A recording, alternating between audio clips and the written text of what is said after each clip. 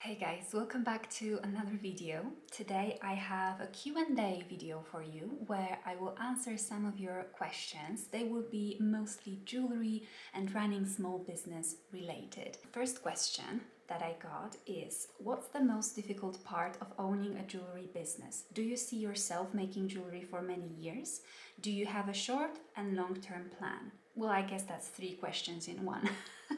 But I really like this question. So, the most difficult part of owning a jewelry business is definitely having to do everything by yourself, because you are not only creating jewelry, you have to market it, you have to run a business pretty much. So everything that goes into business, customer service, marketing, packing, ordering supplies, ordering packing supplies, and marketing by itself is also a lot, because you're running all of the social media and all of the platforms. And it depends on how much you do. It could be less or more. In my case, it's also a YouTube channel, so there's definitely a lot. And why it's difficult, obviously I'm not complaining. It can be difficult because you are responsible for everything, and when your business is based on your creative work, you see where I'm going with this, it might affect your ability to create because you are tired, and sometimes there are days where I just want to create, but unfortunately I have to do admin work. I guess my way to overcome it would be to scale my business eventually and find some help. Could be in the way of finding an accountant, it could be a virtual assistant. You asked me what are my plans for the future, and that's my plan for the near future would be to find an assistant, someone who will help me run my business so I could direct my energy towards creating and making jewelry and creating art. I think that's a really good idea to do if you have a business, because oftentimes the moment you get help is the moment you start to get to another level. Obviously, it's not like you can do it right away, and it wouldn't be wise because you don't want to be spending too much money. It has to be at the point where you already know that there's enough money coming in and you can make that investment and it will pay off. So it's good to check your possibilities. If you are at the stage where you think you could afford hiring someone, let's say through Upwork, to help you with some of the tasks, that would be amazing because it will help you focus on creating and putting out content. So putting out things that you are making money on, right? I hope that makes sense.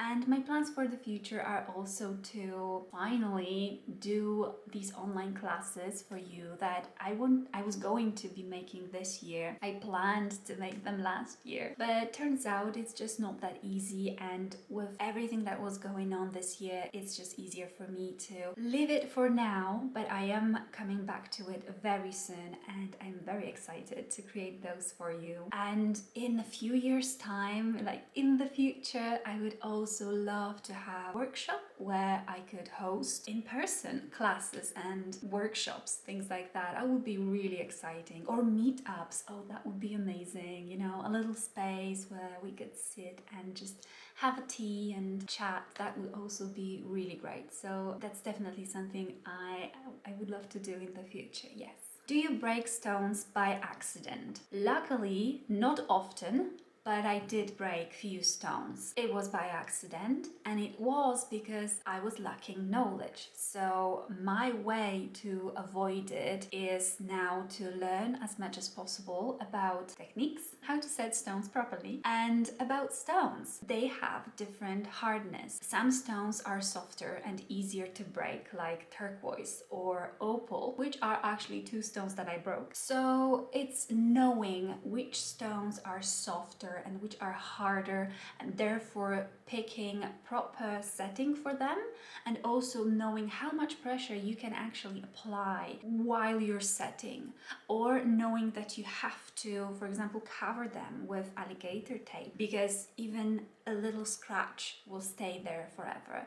When you started making jewelry, how did you get your first customer? I opened my first shop on Etsy and I was selling beaded jewelry, just simple earrings and bracelet, gemstones. bracelet. And that's how I got my first customer. And I actually got my customer within the first week or two from opening my shop. That was, I believe that was pretty fast. Obviously, I wasn't getting tons of customers afterwards. Like there was one customer, then there was another, and you know, it was more and more over time. So that's how I got my first customer. I think that was pretty easy and, like I said, pretty fast. So I do recommend Etsy for any startup shop. I know a lot of people really like Etsy and they still have their shops there even after growing a lot. I don't. I personally moved away from Etsy to my own website. I use Shopify right now, but for someone who's starting out, I definitely recommend Etsy a lot. It has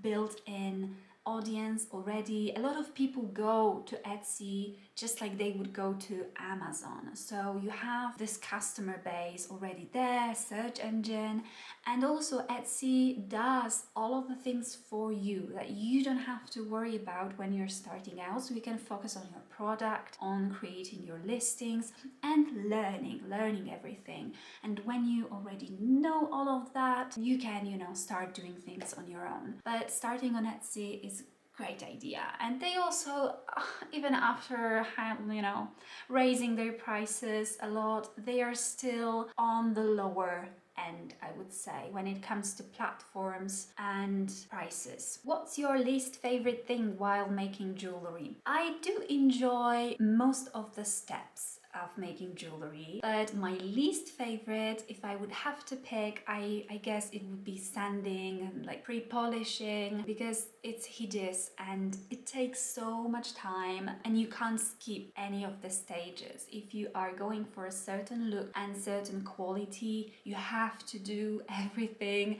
and go through all of the grades that you need, and it can take a while. My back usually hurts so much and it's just so long, and I really don't like that there's so much dust too, so that's not my favorite part. I also have a question if I live off of jewelry making. Yes, it's my full-time job right now, but it is combined with content creation. So I also make content, I create videos, I have YouTube channel, and I also have Patreon, and all of this combined is my income right now. How do I price my jewelry? I use a very standard, very traditional calculator for it, and I combine my materials, my time, my utilities, all of the things, consumables.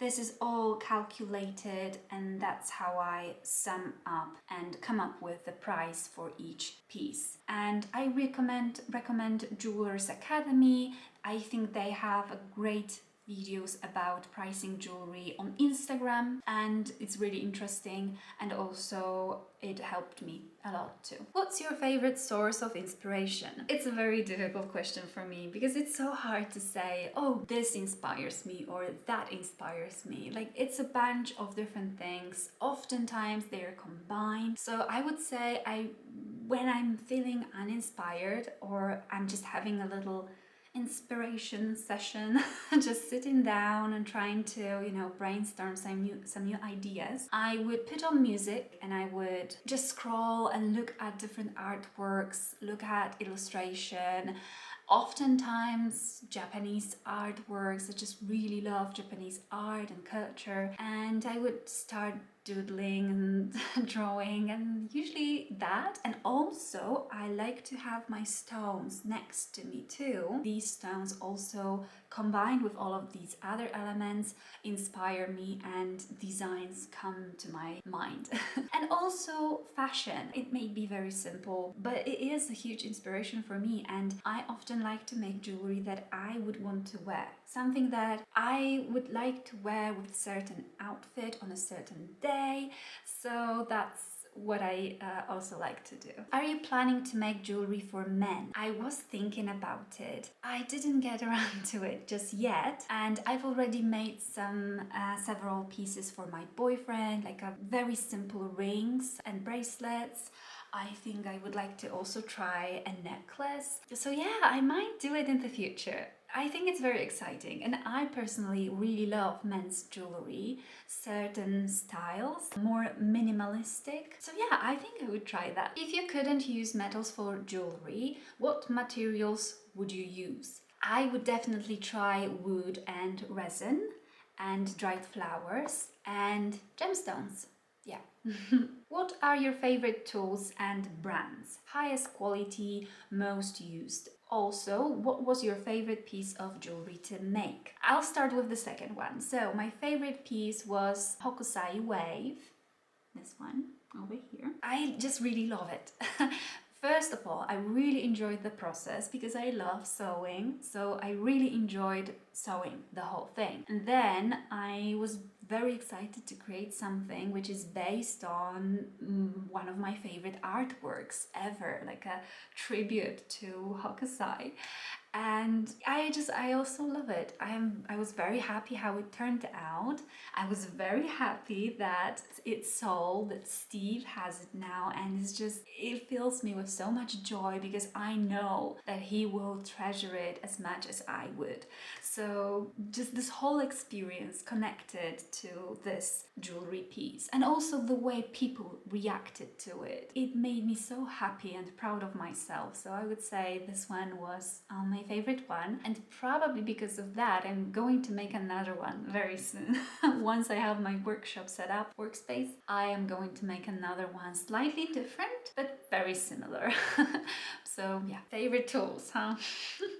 It's really hard to answer because I am a tool junkie and I really love tools. It might be weird, but I just really enjoy all of them, and each tool does something different. So it's really hard to say which one is my favorite because there's also difference. Like some are useful, that's why they are my favorite and they make my life easier, and some are very interesting, like beautiful.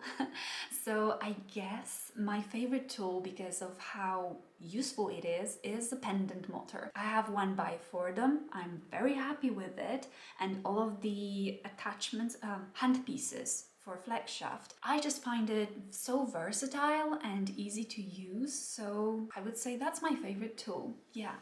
And then when it comes to the build and what you can do with the tool, I guess disc cutters, rolling mill is amazing. Putting aside the whole idea of you melting the metal and creating sheet and wires, which is amazing, I think I just really love how you can transfer patterns onto the metal as well using it. How do you deal with artist block? I've already answered that and made a video about it, so I will link it over here. Go check it out. I hope you will enjoy. Which app do you use to edit? My videos, I edit in Adobe Premiere Pro, which is great most of the time. Crashes sometimes, but not very often. I mean, it's great, it's good. And my photos in Lightroom, which is great. I just really love this app. It's amazing. I've been using it for years and I just really enjoy it. And sometimes on my phone I use Snapseed. I'm not very good when it comes to apps and editing, so I may not be the best source for that information, but that's what I use and I would recommend it. Why is polishing so hard? I know, why? It's because you have to go through all of these stages and they have to be in a certain order and there have to be a certain amount of steps. Otherwise, you will finish and it won't be what you wanted it to be. So I actually bought myself a book about polishing and I'm going to go through it. I'm going to learn, I'm going to practice, and I want to create some good videos about polishing for you on the channel. So I'm hoping that won't be too long, but bear with me because I haven't started reading yet. There's always room for improvement and I think I could get better, and everything that I learned I will be happy to share with you too. Right, I think that's enough for today. Thank you so much for watching today and I will see you in the next one. Bye!